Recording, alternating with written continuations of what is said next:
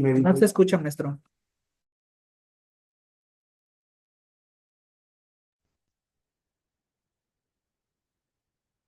Se escucha, querido César, ustedes nos escuchan.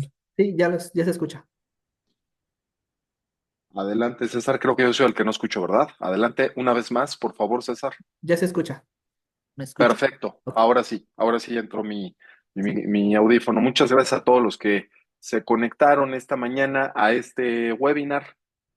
Somos 48 personas. Bienvenidos a todos. Gracias por asistir a esta serie de webinars que constantemente estamos preparando para todos ustedes.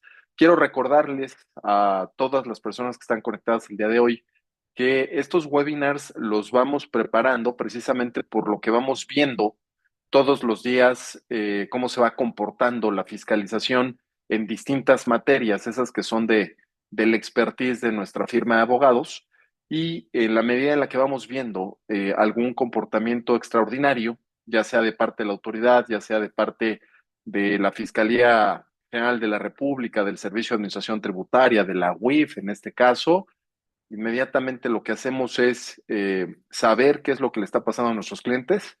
Vivimos la experiencia con nuestros clientes, ya sea a través de visitas de verificación, ya sea a través de embargos de cuentas bancarias, ya sea a través de la imposición de multas, entre otras cosas. Y con base en ello, vemos que esto le puede llegar a afectar a otros más y de ahí que tomemos la decisión de armar un webinar con tal de informarles a todos ustedes. El objetivo, pues, de estos webinars es que estés perfectamente bien informado y preparado, ¿no? Para lo que se está viendo en el marco fiscalizador y si ya te está pasando, ver cómo puedes atender la fiscalización de una manera eficaz y en caso de que todavía no te haya tocado a ti, pues que sepas qué puede pasar y cómo prepararte para esos efectos. Quiero empezar mencionándoles que en 2024 el Servicio de Administración Tributaria, por conducto de su administración, esta que tiene que ver con actividades vulnerables, es una dirección en lo particular dentro del SAT. Esta autoridad que está facultada para ir a practicar visitas de verificación lo hizo de forma masiva durante el 2024, alcanzó cerca de 1,600, 1,700 visitas de verificación durante todo el ejercicio a nivel nacional y lo que nos comentaron es que para el 2025 van a doblegar los esfuerzos.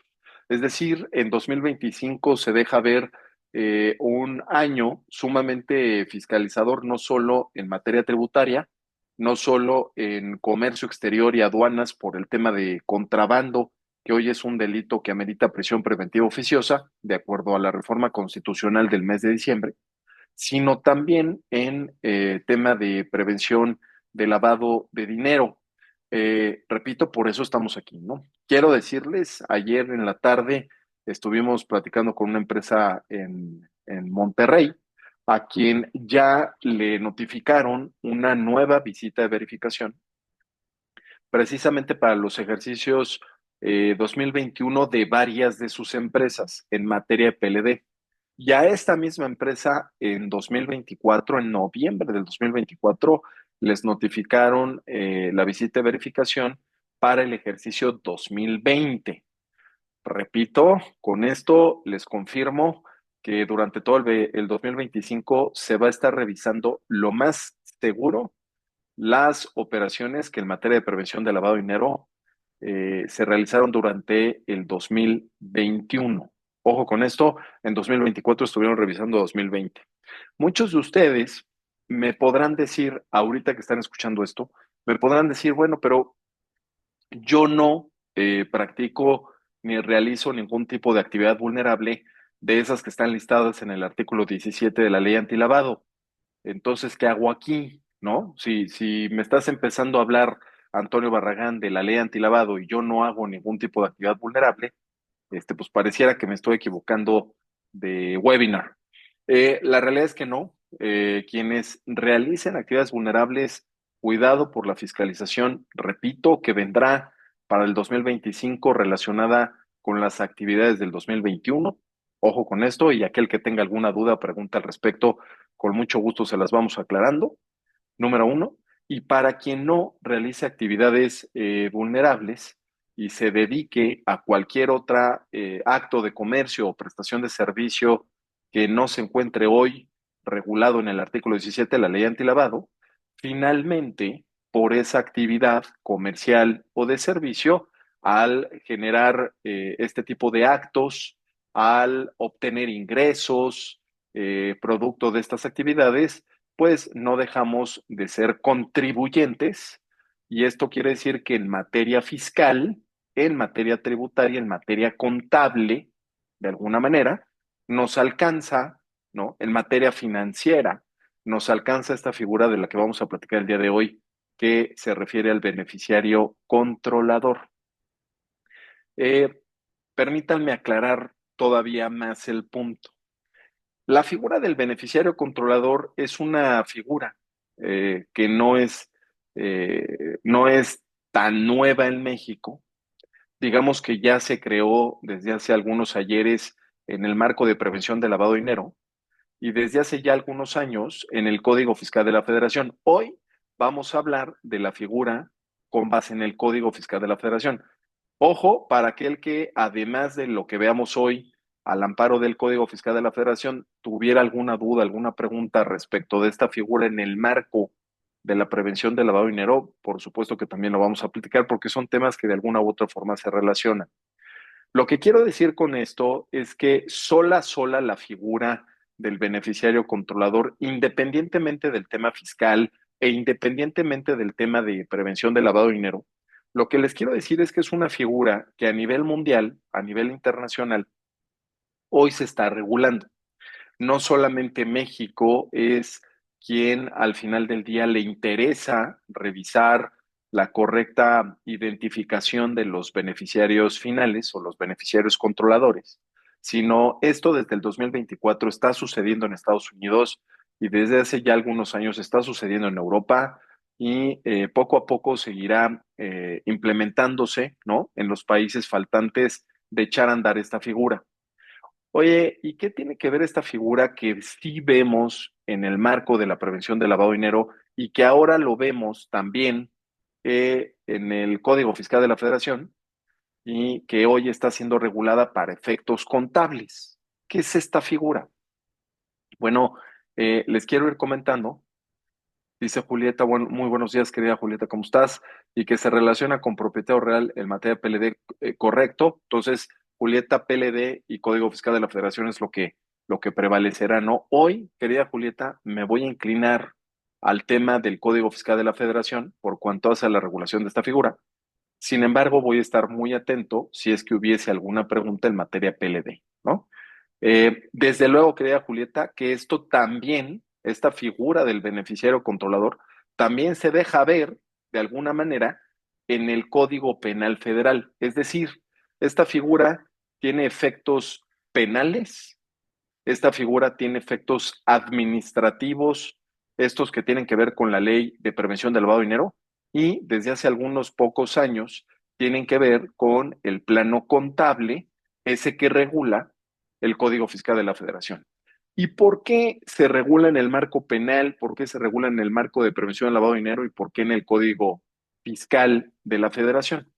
Porque se ha detectado a nivel internacional que la figura del beneficiario controlador es una figura que se utiliza para delinquir de alguna forma, ya sea en materia tributaria o ya sea para blanquear capitales. Cuando me refiero a al blanqueo de capitales, al famoso lavado de dinero, me refiero a que son los beneficiarios controladores quienes al final del día de ellos depende la estructura corporativa, la estructura fiscal, legal, con la que se va a trabajar para esconder, para aparentar la legítima procedencia de los recursos, para darle apariencia de legalidad a los recursos. Y estas personas que son los beneficiarios controladores son quienes por lo regular se esconden en las figuras corporativas, en las estructuras corporativas, en las empresas, se van escondiendo con tal de pasar desapercibidos, pero al final del día, y como su nombre lo dice, serán al final los verdaderos dueños de esos recursos, de los recursos que emanan de un fraude fiscal, de los recursos que emanan de un delito, eh, de esos que tienen que ver con el derecho penal económico, ¿no? De donde emanen recursos, ¿no? Cualquier tipo de delito del que emanen recursos, como la corrupción, como la trata de personas, como el contrabando, como la defraudación fiscal, como la venta de facturas, como una serie, el tráfico de fentanilo, el tráfico de mercancías prohibidas, el cruce ilegal de personas, el tráfico de personas, en fin, todos estos delitos de los que emanan recursos. Al final del día, se ha detectado que hay ciertas personas en singular o personas en plural físicas que arman todas estas estructuras con tal de pasar desapercibidas, pero son quienes al final del día hacen uso y cuentan con el beneficio de esos recursos que por lo regular provienen de una actividad ilícita. Entonces, a nivel internacional, constantemente se ha señalado la importancia de detectar esta figura dentro de los países que están atrás de las estructuras corporativas, con tal de ir a identificar quiénes son la persona o personas que se están encargando de hacer todas estas estrategias que defraudan a las haciendas públicas de los países y que al final del día cometen delitos para hacerse de dinero o recursos de procedencia ilícita, solo que no quieren ser descubiertos.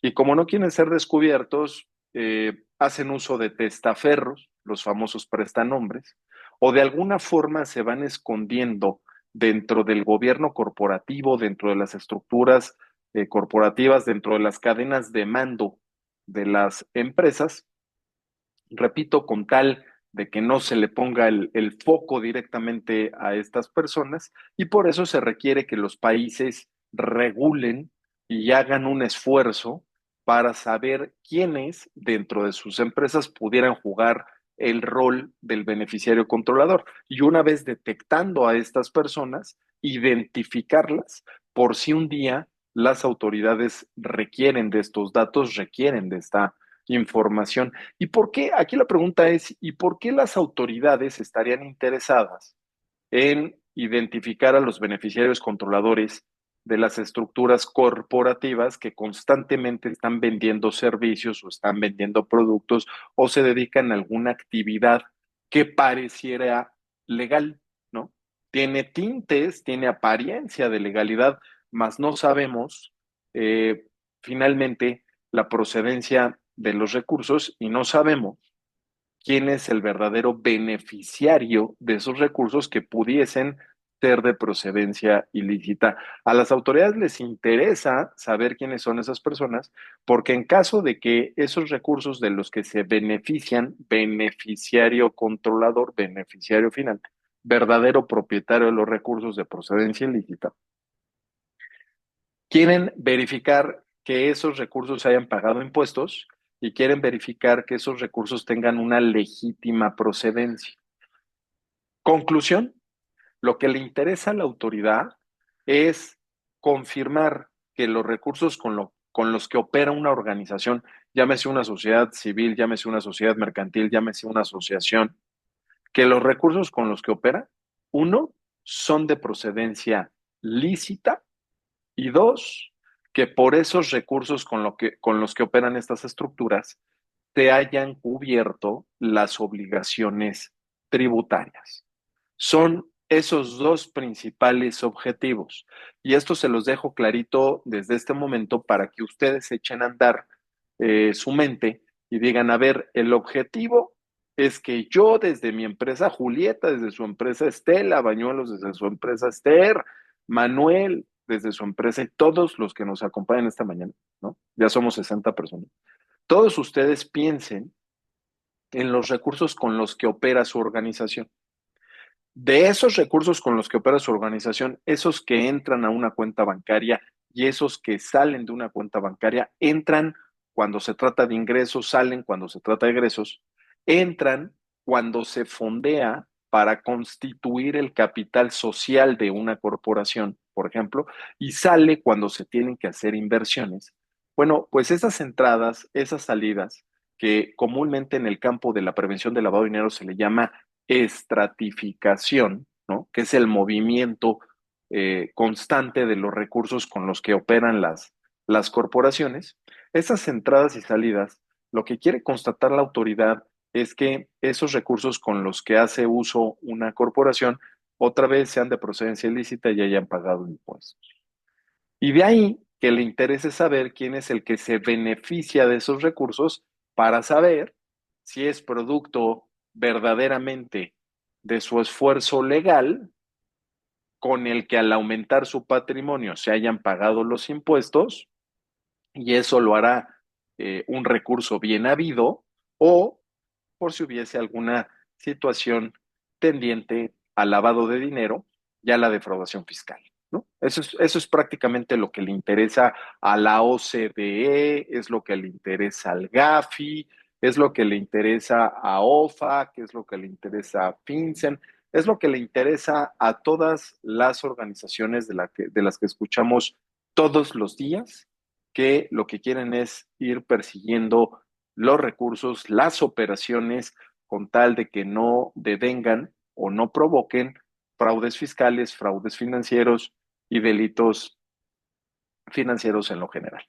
Entonces, aquí lo que hay que hacer, dice el Código Fiscal de la Federación, es eh, empresas, llámense sociedades mercantiles, llámense sociedades civiles, llámense asociaciones, tienen que ir a identificar a sus beneficiarios controladores. Esto con independencia de la ley antilavado que te obliga a pedirle información acerca del beneficiario controlador a tu cliente o a tu usuario de tu servicio. Ese tendrá que ver con el beneficiario controlador de tu cliente.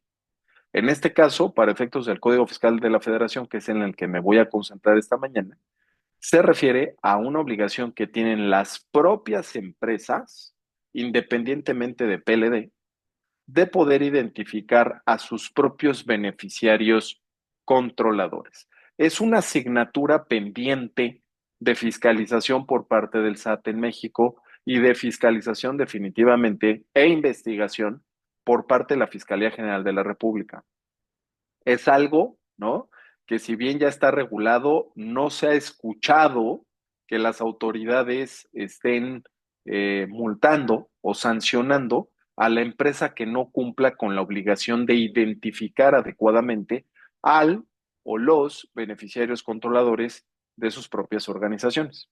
Todavía no, pero ahí hay una asignatura pendiente que nos va a costar mucho dinero posiblemente a partir del 2025 con motivo del Plan Maestro de Fiscalización para el 2025 y con motivo de la fiscalización que ya están haciendo en materia de prevención de lavado de dinero. Bueno, esto espero que haya quedado un poquito claro, ¿no? O muy claro, más bien no un poquito, muy claro, del quién sí es el beneficiario controlador en términos generales. Nos vamos a ir adentrando un poquito más con tal de saber detectarlo y confirmar que esta obligación que emana del Código Fiscal de la Federación tiene que ver con identificar y formar expedientes de nuestros propios beneficiarios controladores, ¿vale? Esto deviene, como repito, de las 40 recomendaciones del GAFI, que como bien saben ustedes, son lineamientos tendientes a evitar, a reducir, a prevenir y sobre todo a castigar todas las acciones tendientes al lavado de dinero, ¿no? A lavar la procedencia ilegal de los recursos con los que operan las organizaciones. Y un personaje muy importante que tendrá desde luego responsabilidad administrativa, patrimonial y penal, por supuesto que será el beneficiario controlador. Déjame ponértelo así. En principio, se duda de la procedencia de la fuente de donde emanan los ingresos, de donde emanan los recursos con los que los socios o accionistas de una corporación siempre que sean personas físicas, se duda esos recursos que le inyectan a sus empresas. eh, es fácil comprender que cuando se crea, cuando se constituye una sociedad civil, una sociedad mercantil, una asociación, pues uno de los atributos de esa persona jurídica, de esa persona moral que nace a través de un acta constitutiva, uno de los atributos más importantes es que tenga patrimonio, así como tiene nombre, así como tiene domicilio, así como una persona física tiene nombre y tiene domicilio, pues al igual que una persona física, una persona moral tendrá patrimonio. Es un atributo de las personas morales el patrimonio. ¿Y cómo obtienen el patrimonio las personas morales, las sociedades mercantiles, civiles, etcétera? Derivado o como producto resultado de la aportación que hacen sus socios y sus accionistas. ¿De acuerdo? Bueno, de esa primera aportación que hacen los socios y sus accionistas, que a su vez pueden ser personas morales, no necesariamente personas físicas, o puede haber una combinación entre personas morales y personas físicas. Finalmente, para estos efectos, quienes nos interesan son las personas físicas al final del día.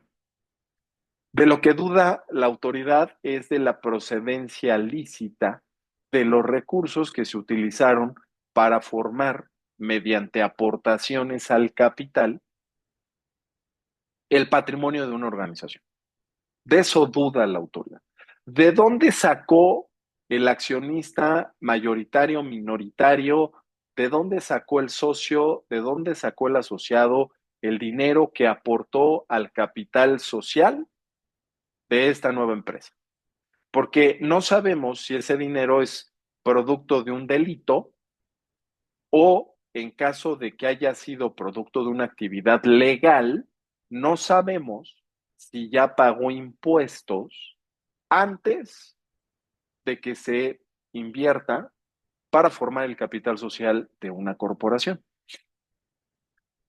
Impuestos como persona física, ¿no? Que es quien al final del día aporta su capital para la conformación de una persona moral.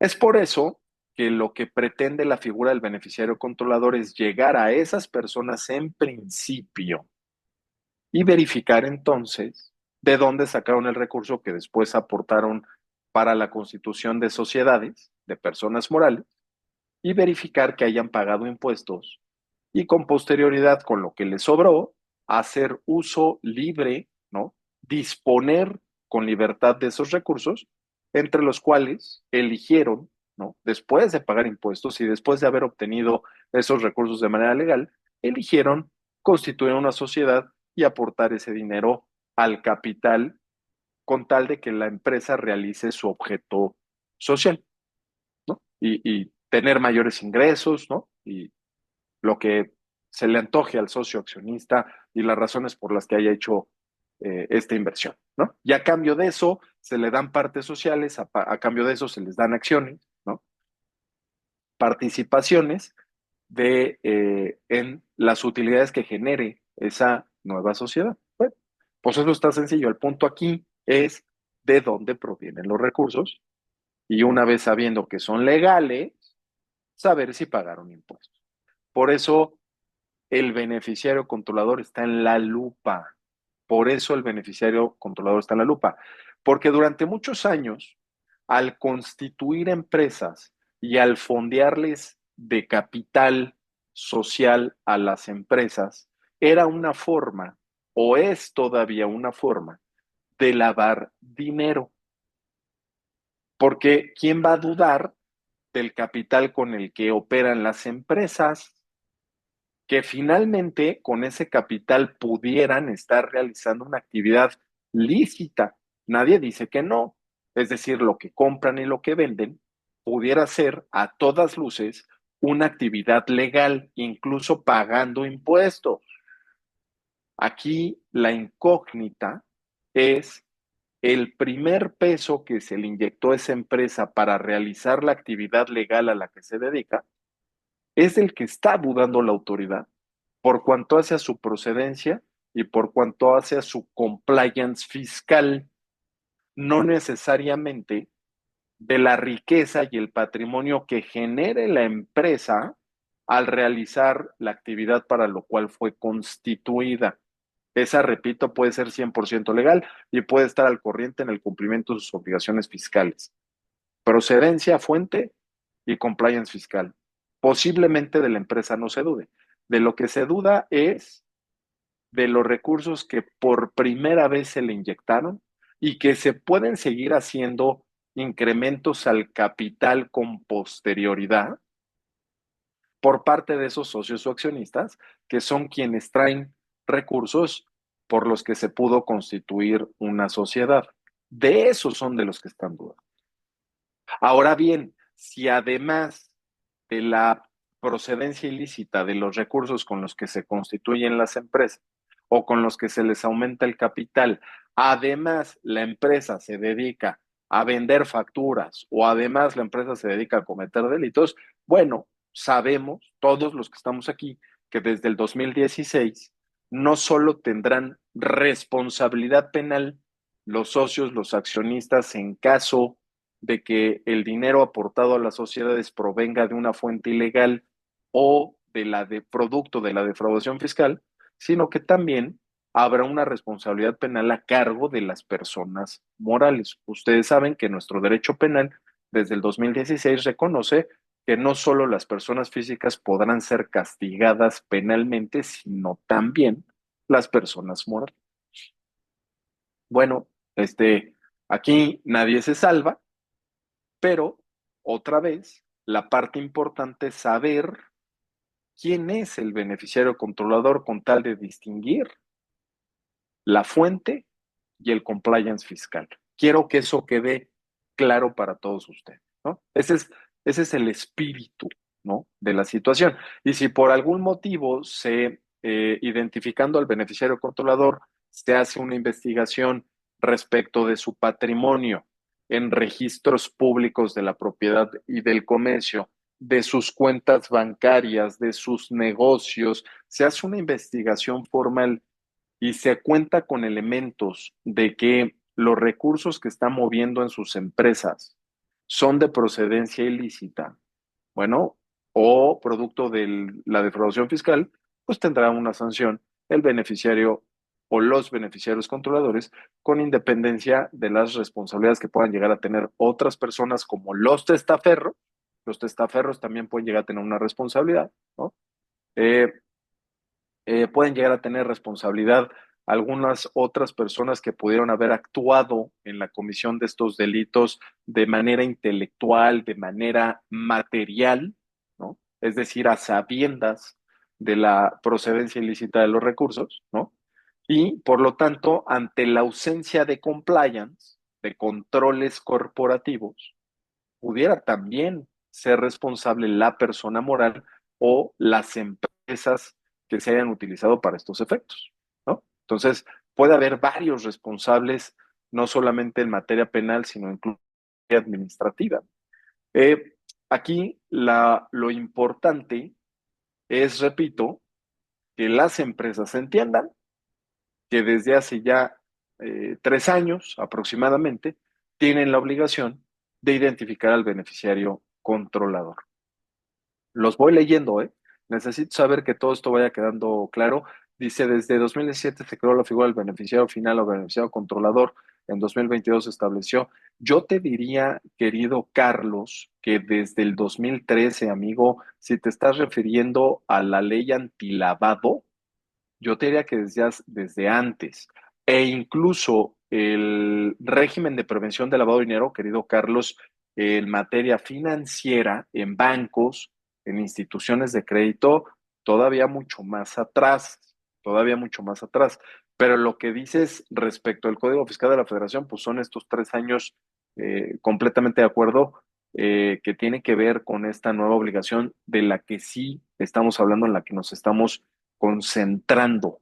Gracias, querido Carlos, por el comentario. Sigan haciendo sus comentarios, por favor, sus dudas, sus planteamientos, porque está muy fácil, miren, para quien no, para quien no cumpla con esta obligación y lo detecte el Servicio de Administración Tributaria, independientemente de si hacen o no actividades vulnerables, pudieran llegar a tener una sanción que va desde los 500,000 pesos hasta los 2 millones de pesos por expediente, es decir, por cada beneficiario controlador que dentro de tu empresa no logres identificar o lo identifiques de forma defectuosa. De forma defectuosa es porque la información es incorrecta o la información está desactualizada o hay omisión respecto de ciertos datos que requiere la miscelánea fiscal para conformar adecuadamente los expedientes, estos que tienen que ver con los beneficiarios controladores.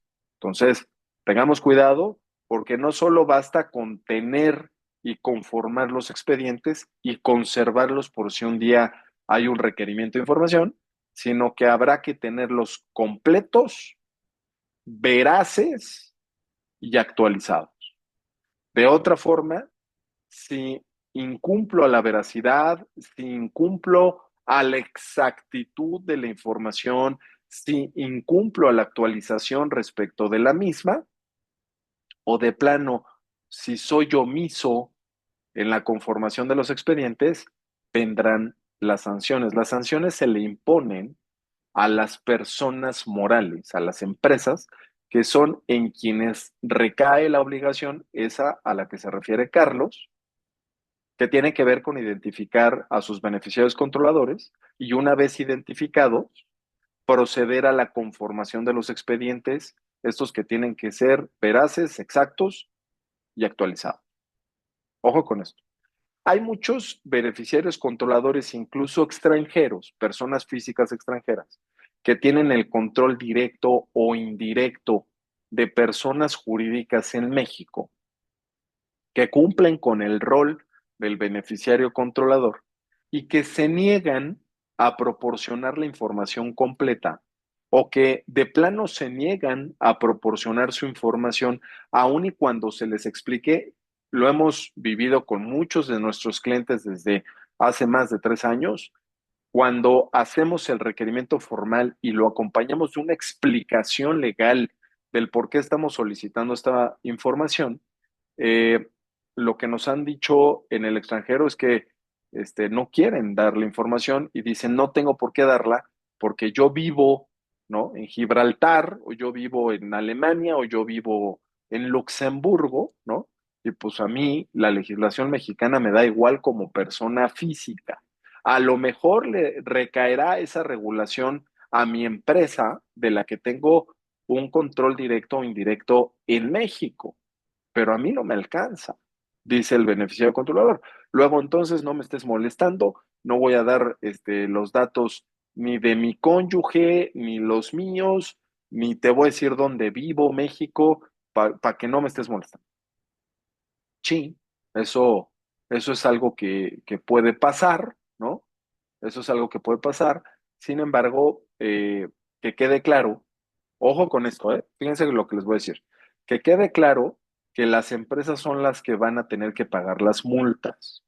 Y muchos beneficiarios controladores dicen, pues que las pague mi empresa que está en México, pues tienen el suficiente capital para hacerle frente al pago de la multa. Prefiero que mi empresa en México pague la multa a que me estén fiscalizando con información personal el Servicio de Administración Tributaria o como se llame en México, ¿no? Así piensan algunos extranjeros. Pues sí, nada más que independientemente de las multas, puede haber comunicación.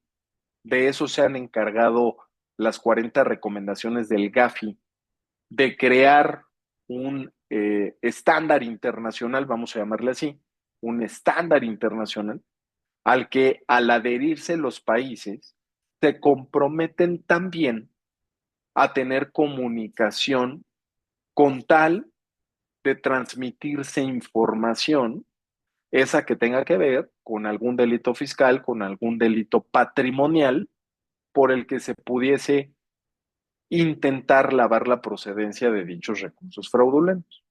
Entonces, lo que te quiero decir es que no solamente tiene que ver con pagar la multa y ya y muere. Al revés, el no cumplir con esta obligación lo que hace es prenderle el foco, levantar una red flag, ¿no? De por qué no querrá cumplir esta organización, independientemente que es un tema recaudatorio y las multas al ser de cuantía onerosa, pues le caerán muy bien al Servicio de Administración Tributaria, pero tiene la opción de mandarle información a las autoridades competentes con tal de que no solo se cobren las multas, sino que revisen por qué esa empresa se niega a presentar la información de sus beneficiarios controladores. ¿Qué esconde? Esa es la pregunta. ¿Qué están escondiendo? Y de ahí que empiecen las pesquisas tanto en México como en el extranjero, y esto quiere decir que podrán iniciarse procedimientos de discrepancia fiscal contra las personas físicas. Podrán iniciarse carpetas, se podrán abrir carpetas de investigación por la Fiscalía General de la República, o pudieran iniciarse auditorías tributarias fiscales como personas físicas, y esto mismo ser objeto de comunicación con entre pares, entre autoridades pares, como lo es la UIF a nivel mundial.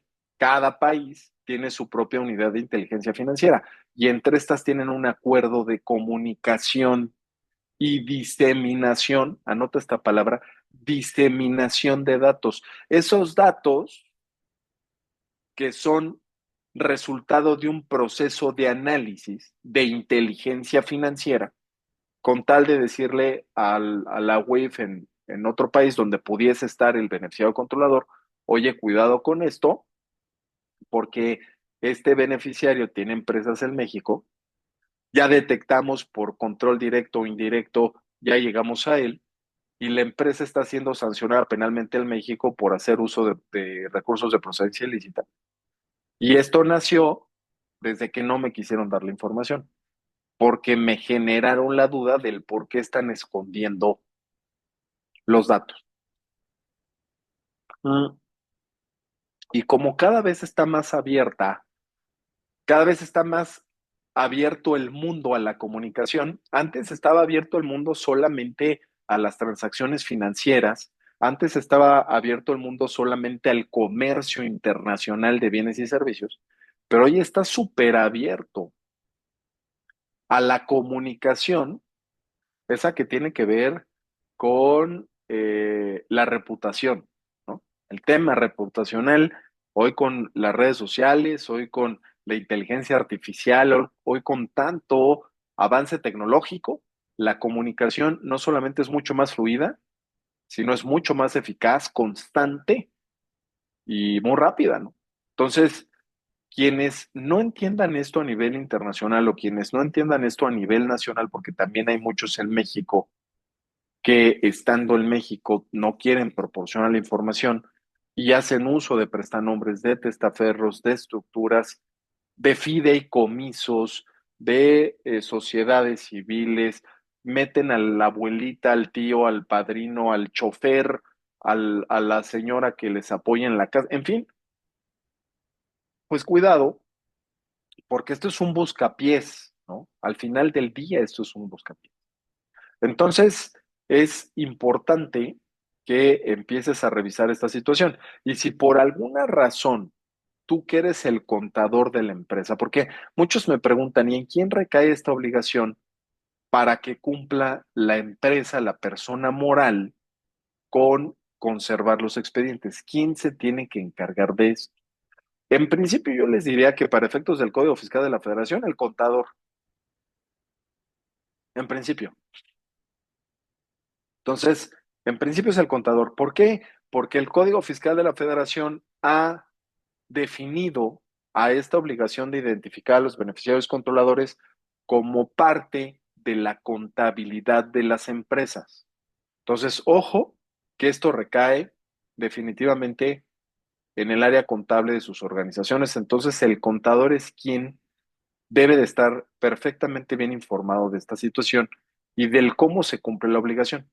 También, por otro lado, pudieran estar involucrados definitivamente el departamento legal de las empresas, ¿no? Por supuesto el departamento legal y el departamento financiero de las empresas, por supuesto. Ahora, si tienen un área de compliance, sus organizaciones, pues el área de compliance. Aquí la parte interesante es empezar a rascar en la estructura corporativa quién resultaría cumplir con ese rol de beneficiario controlador, razón por la que tendríamos que abrir un expediente, solicitarles sus datos, solicitarles información, documentación y guardarlo por si un día nos lo requiere el Servicio de Administración Tributaria. Y además de conservarlo, constantemente preguntar si hay algún dato que se ha actualizado y si se ha actualizado alguno de los datos que exige la miscelánea fiscal, pedir que nos proporcione esa información el beneficiario controlador junto con la documentación que sustente dicha modificación o dicha actualización de ese dato. Y guardar el histórico, ¿eh? Hay que guardar los históricos, no quiere decir que se tienen que sustituir y nada más, hay que ir guardando los históricos y hay que ir formando un expediente por cada una de estas personas. Ahora bien, nos dicen, oye, pero finalmente, estas imágenes que les estoy poniendo aquí tienen que ver con una obra de teatro, principalmente porque eso es lo que busca el beneficiario controlador crear para distraer a las autoridades. Entonces, sabiendo que los recursos pueden ser ilegales, lo que genera es una apariencia de legalidad constituyendo empresas que llevan contabilidad, que pagan impuestos, que tienen una marca, ¿no? Todo con el objeto de distraer el aparato de administración de justicia. Por eso las autoridades se quieren meter más a fondo, un poco lo que se conoce como levantar el velo corporativo, con tal de ver quién está atrás de las organizaciones y verificar que quien esté atrás de las organizaciones no sea un prestanombres y si lo es, someterlo a una investigación, incluso vincularle a proceso, con tal de obtener de su parte, mediante una confesión, quién es el eslabón que está atrás de este, que pudiera resultar en el beneficiario de los recursos, quien está atrás y quien al final del día va a ser el propietario de los recursos, estos que devienen de una fuente ilegal, ¿no? Como bien lo comentamos, Julieta, aquí está, 1 de enero del 2022. Había una pregunta por ahí, querida Julieta. Comentabas que las revisiones que se hicieron en 2024 fue para la revisión. Ah, ya te entendí. A ver, querida Julieta, las revisiones que se hicieron en 2024 se hicieron para el ejercicio 2020 por cuanto hace al compliance PLD. Ojo con esto, Julieta, y confírmame si estoy siendo claro. Desde el 2024 nosotros como despacho hemos atendido un montón de visitas de verificación que tienen que ver con el compliance en prevención de lavado de dinero, en donde también nos encontramos con esta figura del beneficiario controlador, pero que prácticamente recae en conformar un expediente de todos nuestros clientes usuarios a quienes les vamos a pedir información de sus beneficiarios controladores. A eso me refería con que en 2024 arrancaron auditorías por el ejercicio 2020 y ahora en 2025 por el ejercicio 2021. Eso para efectos PLD.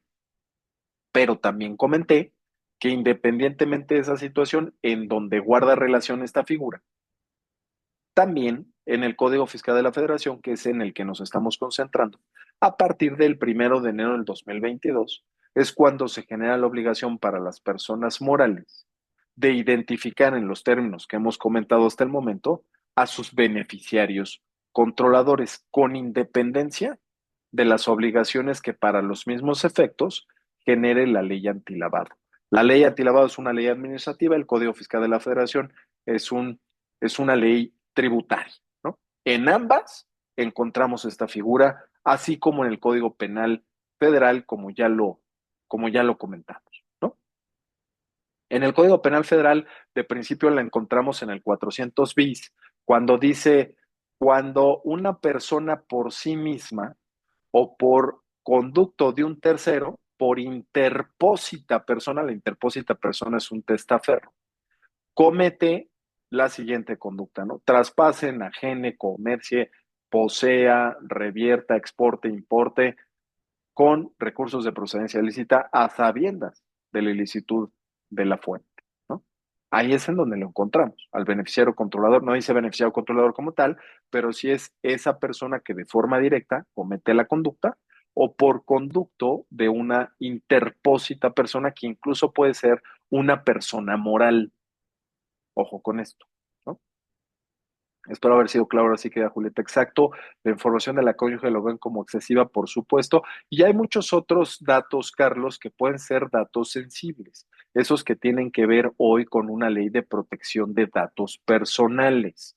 Por eso también habrá que darles la certeza a los beneficiarios controladores que de la información que proporcionen no se hará del conocimiento de toda la empresa, sino que estará bajo resguardo y protección, dado que hay muchos de estos datos pudieran resultar sensibles, ¿no? Pudiera hablar hasta de preferencias sexuales, pudiera hablar de raza, pudiera hablar de religión, pudiera hablar de muchas situaciones de origen, de nacionalidad, ¿no? Y esto pudiera llegar a ser algunos datos sensibles, objetos que hoy protege en México y a nivel internacional los datos personales. Ojo con esos. Nosotros normalmente lo que hacemos con los extranjeros o los mexicanos es que la propia empresa le otorga un aviso de privacidad, en donde se le dice que solo será utilizada esta información en caso de que sea requerida por el Servicio de Administración Tributaria, ¿no? Y se maneja con toda discreción y con toda seguridad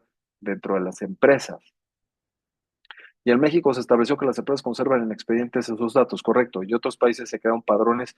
De hecho, el padrón, querido Carlos, hoy se deja ver no solamente en términos prácticos en el registro de socios y accionistas que hoy tenemos en la Secretaría de Economía, sino con mayor formalidad se va a dejar ver en la iniciativa de reforma a la ley antilavado, en donde formalmente se crea un padrón de beneficiarios controladores, definitivamente. Dianita, ¿cómo estás? Qué gusto saludarte. El significado de diseminación. Diseminación es esto que tiene que ver con eh, transmitir, con comunicar datos, imágenes, eh, información en general a las autoridades que tengan que saber del análisis financiero que hizo la UIF, del proceso, del resultado del proceso de información que realizó la UIF para que actúen en consecuencia dependiendo de la autoridad que sea. Entonces, la UIF procesa datos con los avisos que se le presentan, hace inteligencia financiera y disemina. ¿Y cómo disemina? Puede presentar una denuncia de hechos ante la Fiscalía General de la República o le puede pasar datos a las instituciones bancarias o le puede pasar información producto de ese procesamiento de datos a entidades en el extranjero con tal de que se haga uso de elementos útiles gracias a esa diseminación, producto de inteligencia financiera, que se convierta en un elemento útil para la investigación de qué se trate con tal de castigar el delito de defraudación fiscal o lavado de dinero. Esa es la diseminación. Sí, porque es expediente de la contabilidad, correcto. Estela, ¿por cuánto tiempo se tendrá que guardar el expediente? Muy buena pregunta. Estela, el expediente se tiene que guardar por todo el tiempo que dure dentro de la organización el beneficiario controlador. Es lo que nosotros les recomendamos. Muchos dicen, pues sí, pero las obligaciones fiscales, el crédito fiscal, la caducidad de las facultades de comprobación caducan, prescriben a los 5 años. Sí, solo que en este caso, mientras el socio o accionista siga siendo parte de la sociedad, me parece que pudiera extenderse la posibilidad de que una autoridad requiera estos datos. Eh, Independientemente de si jurídicamente lo puede hacer o no, porque para eso falta que pasen más de 5 años a partir del 2022 con tal de verificar si la jurisprudencia considera adecuado que se extienda el plazo del 67 del código o no. Mientras eso sucede, yo les doy esta recomendación con tal de evitar definitivamente que tengan una sanción, ¿no? Muy buena pregunta. E incluso, querida Estela, saliendo el socio accionista o el beneficiario controlador de que se trate saliendo de la sociedad, yo les recomendaría que lo guarden mínimo 5 años más. Ahora sí, acogiéndome al plazo por el que las autoridades puedan ejercer sus facultades de comprobación. O sea, durante todo el tiempo, actualizándolo, actualizando y conservándolo, actualizado eh, por todo el tiempo que dure esa persona dentro de la sociedad y saliendo de la sociedad por muerte, por decisión personal, por la razón que sea, 5 años adicionales, sabiendo que puede ejercer sus facultades de comprobación el SAT, ¿no? Muy buena pregunta. Perfecto, gracias, muy bien, Julieta. Jessica, buen día. En el caso de personas jurídicas que para efectos de estructuras de socios son voluminosos, muy bien, como una caja de ahorro, uniones de crédito, pueden existir 4.500 socios, lo entiendo perfecto.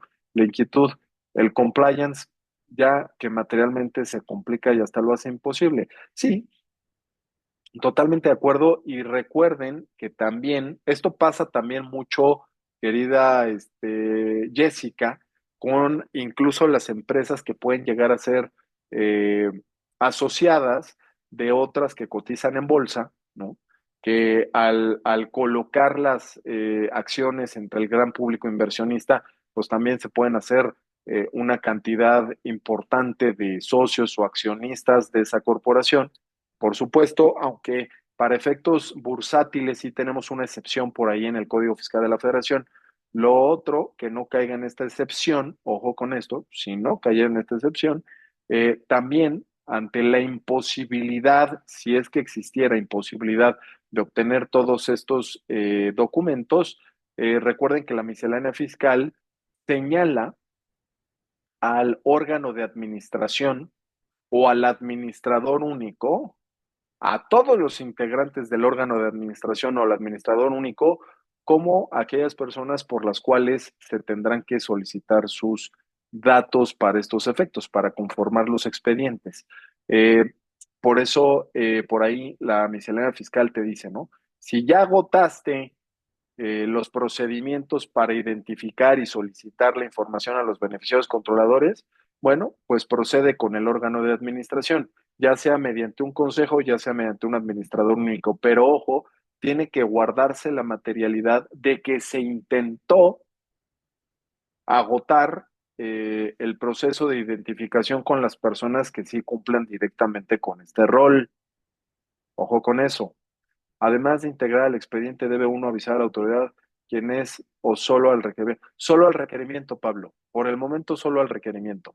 No hay que avisar. En donde de pronto sí hay que avisar es en el marco PLD, pero para efectos del Código Fiscal de la Federación, querido Pablo, única y exclusivamente hay que conservar y estar atentos, reaccionar dentro del plazo que nos dé la autoridad una vez que se haya llevado a cabo el requerimiento hasta que nos requieran.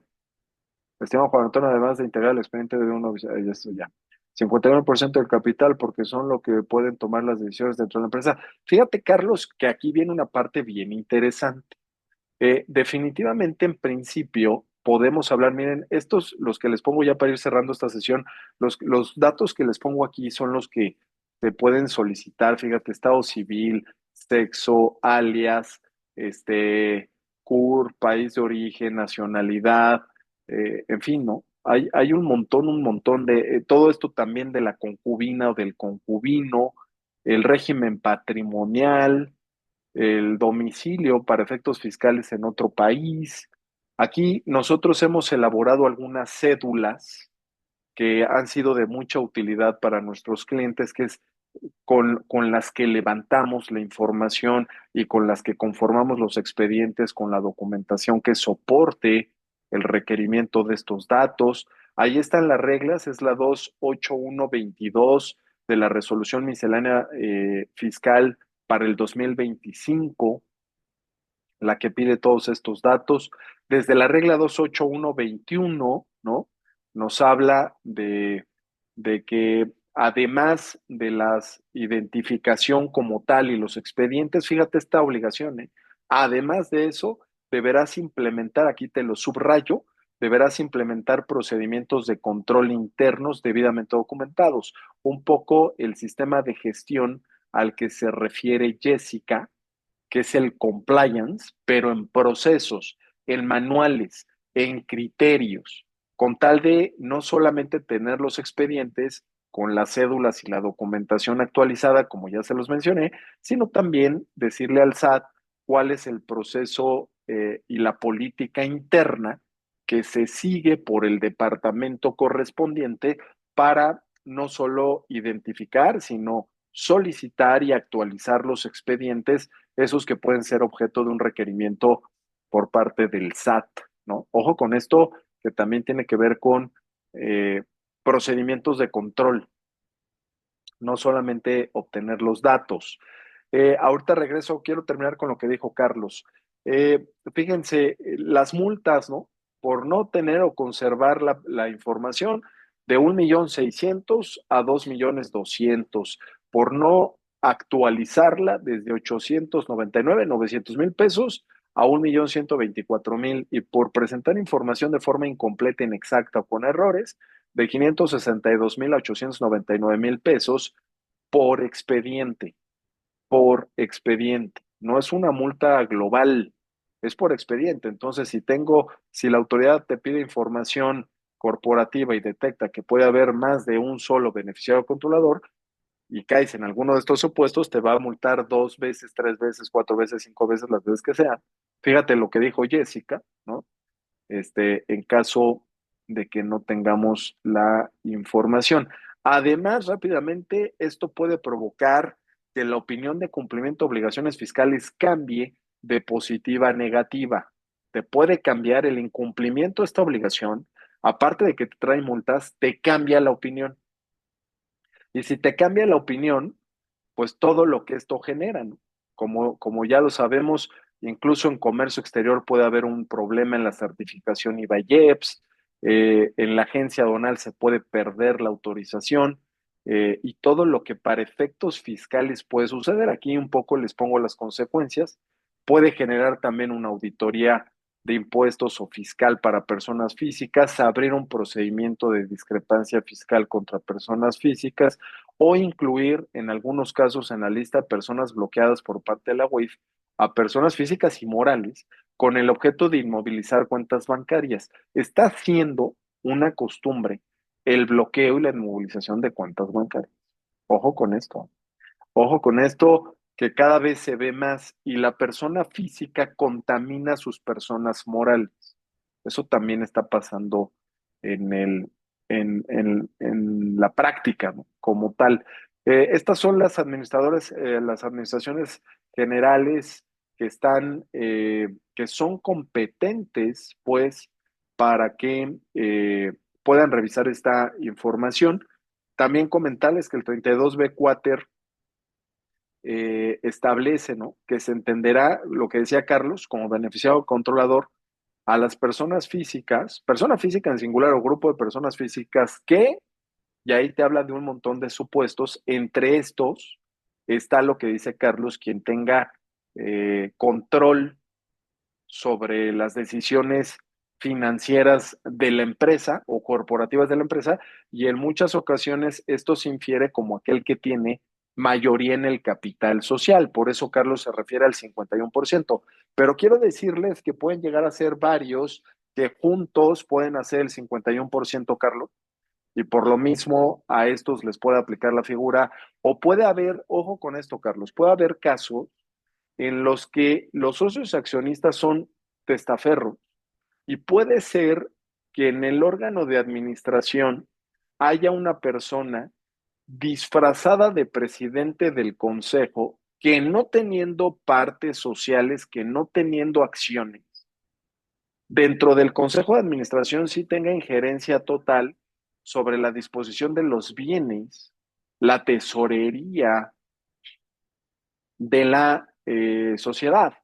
Entonces, esto es un poco una tipología para el lavado de dinero y la defraudación fiscal, el poner a testaferros como socios accionistas, y quien tiene el control de la tesorería puede ser alguien que integra el órgano de administración, y con esto, Carlos, te digo que pudiera no tener acciones, pero al tener el control de la tesorería se puede convertir en este rol, o siendo un director general o incluso un apoderado que a propósito se hace esto. O sea, imagínate tú, Carlos, como el dueño del negocio, el dueño de los recursos de procedencia ilícita, Y como no quieres aparecer porque tu contador y tu abogado ya te dio estos consejos, tú dices, bueno, voy a poner a mi chofer, a mi tío, a mi tía como accionistas, a mis amigos como en el órgano de administración, y ellos me van a dar un poder, me otorgan un poder para disponer, ¿no? De los recursos. Pues yo no soy el propietario de los recursos, yo no soy el socio, yo no soy el accionista, yo no los aporté, pero sí al tener el manejo y el control directo de los aspectos financieros y patrimoniales de la organización, porque recuerden que en materia de lavado de dinero esto recae a bienes, a derechos y a recursos de procedencia ilícita, no solamente a dinero, sino bienes, derechos y recursos. Bueno, pues quien ejerza ese dominio, vamos a llamarle así, ya sea por representación legal o por el otorgamiento de un poder o por ser parte de la asamblea de socios o accionistas, por ahí pudiera estar identificado el beneficiado controlador. Por eso hay que aprender a identificarlo, porque también puede pasar que si no sabes identificarlo y solamente te vas por el 51%, pues puede ser que identifiques a uno, pero puede ser que a criterio de las autoridades pueda haber más beneficiarios controladores que pueden cumplir con este perfil, ¿no? Ya sea por poder, ya sea por estatutos, ya sea por contrato laboral, ojo con esto, y al no haberlos identificado y en consecuencia no haberles pedido sus expedientes y conservado sus expedientes, en esa virtud pueden venir las multas.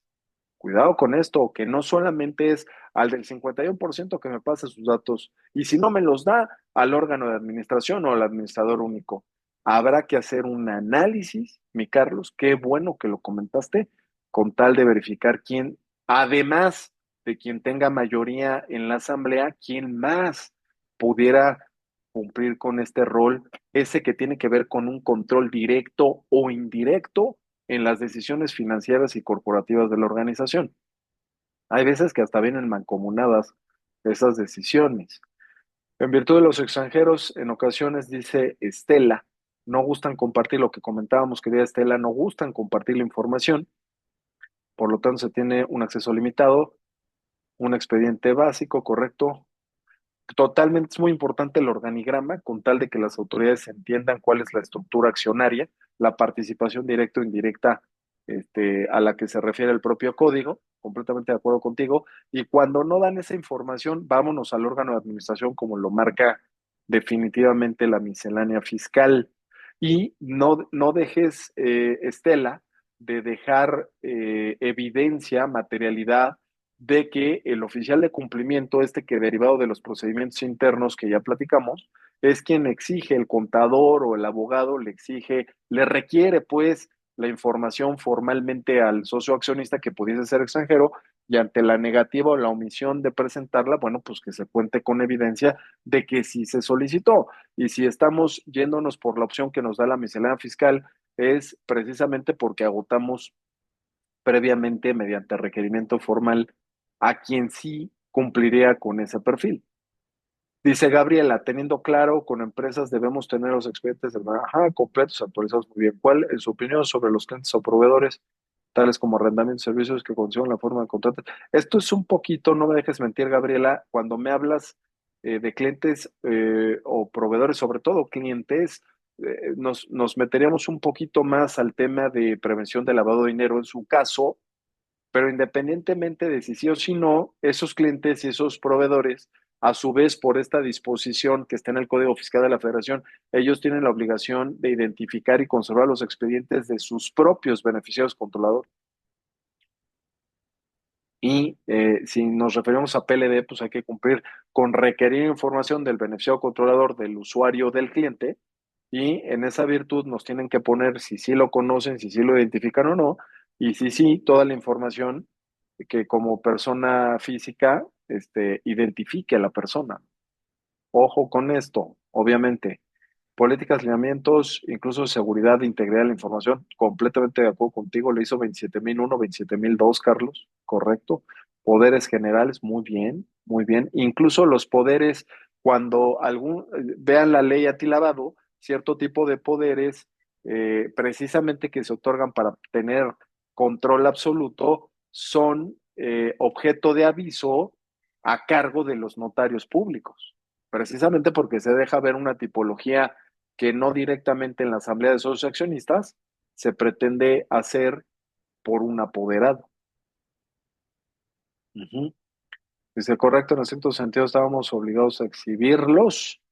Eh, si te refieres a lo de los clientes usuarios, sí, en caso de que hubiese una visita de verificación, que es a las que me refiero, que desde el 2024 están revisando 2020 y en 2025 ya están revisando 2021, ahí sí te van a pedir los expedientes, pero del beneficiario controlador, entre otros datos, pero de tu cliente o usuario. Esa es una auditoría PLD. Esta otra, en la que estuvimos platicando el día de hoy, tiene que ver con una auditoría fiscal, no de PLD, que en razón al beneficiario controlador pueda practicar el servicio de administración tributaria, independientemente del tema PLD, Gaby. A ver si por ahí queda un poquito más claro, ¿no? Muchas gracias, maestro. Muy importante información. Gracias. Si están llegando más las visitas de verificación, correcto. Sí, querido Alexander. Y el materia fiscal, está dura la cosa. Coincido contigo. ¿Dónde puedo consultar la grabación de la sesión? Se las podemos mandar con mucho gusto. Liliana, muchas gracias. Gaby, muchas gracias. Perfecto. Padrísimo. Señores, aquel que requiera más información, aquel que requiera que le platiquemos un poco más de este tema, vale mucho la pena que para el 2025 se propongan implementar un sistema de gestión de cumplimiento, como lo dijo Jessica, que dicho sea de paso, nos lo requiere la miscelánea fiscal para cumplir con esta obligación que desde el 2022 tenemos que conservar. Ojo, si la vas a empezar a cumplir en 2025, tienes que pedir información que tenga que ver con los datos del 2022 por todos y cada uno de tus beneficiarios controladores, que en esa fecha eran o siguen siendo beneficiarios controladores. Aquí el problema es si alguno de ellos ya no está por la razón que sea, y como pasa en PLD, pues si no le pediste el documento en su momento, pues ya se echó a correr y ya no se lo puedes pedir. Entonces, de ahí que empieces a toro pasado a tener complicaciones para conformar tus expedientes y ya viste las sanciones y ya viste las consecuencias que no solamente tienen que ver con multas. Entonces, cuidado con esto. Aquel que quiera seguir teniendo información al respecto, en esta lámina les ponemos un código QR, lean el código QR y ese les hará tener comunicación directa conmigo vía WhatsApp por si necesitaran más información, por si quisieran hacernos alguna pregunta, alguna consulta. Aquel que lo decida hacer por correo electrónico, que lo prefiera hacer por correo electrónico, aquí se los dejamos Antonio arroba intrade-mediolo.com, está hasta abajo de la lámina del lado derecho. Aquí está también nuestras redes sociales, nuestra página de internet, en fin, todos los medios de comunicación por los que podemos platicar precisamente porque nos interesa que cumplan con cabalidad con estos lineamientos. Recuerden que el tema de fiscalización para 2025 está fuerte. Este que no solamente tiene que ver con aspectos tributarios, sino también con aspectos de prevención del lavado de dinero. Y en las dos, ya lo platicamos, está esta famosa figura del beneficiario controlador. Y atrás de esto están las sanciones que en materia penal pudieran llegar a aplicar tanto a quien resulte ser el beneficiario controlador, si es que el recurso es de procedencia ilegal, como aquel que lo encubra. Ojo con la figura del encubrimiento. Ojo con la figura de la complicidad, ¿no? Ojo con la figura de el blanqueo de capitales, ¿no? Que en muchas ocasiones quien comete el delito de defraudación fiscal puede ser alguien distinto de quien ayuda a esconder o a intentar esconder la procedencia ilícita de los recursos. Pueden ser personas distintas que serán juzgadas por delitos distintos, independientemente del beneficiario controlador. Pues muy bien, estamos a sus órdenes. Comuniquémonos, platiquemos de estas obligaciones tan importantes que, ojo, no solo están aplicando en México. Revisa si tienes corresponsalía en Estados Unidos. Desde el 2024, FinCEN está encima del tema de beneficiario controlador y está siendo parte de una fiscalización a nivel internacional precisamente por el lavado de dinero y la defraudación fiscal a nivel global, ¿no? Porque ya se utilizan estructuras en distintos países para estos efectos, mucho ligado también en temas tecnológicos con las criptomonedas, con los criptoactivos, con cuentas bancarias todavía en países en los que no existe la fiscalización y la transparencia que requieren las 40 recomendaciones de Gafi. En fin, una serie de situaciones que constantemente se irán fiscalizando con mayor severidad. Pongamos atención de esto, sigamos comunicados. Nos vemos a la que sigue y muchas gracias por seguirnos esta mañana. Que tengan un buen día. Hasta luego.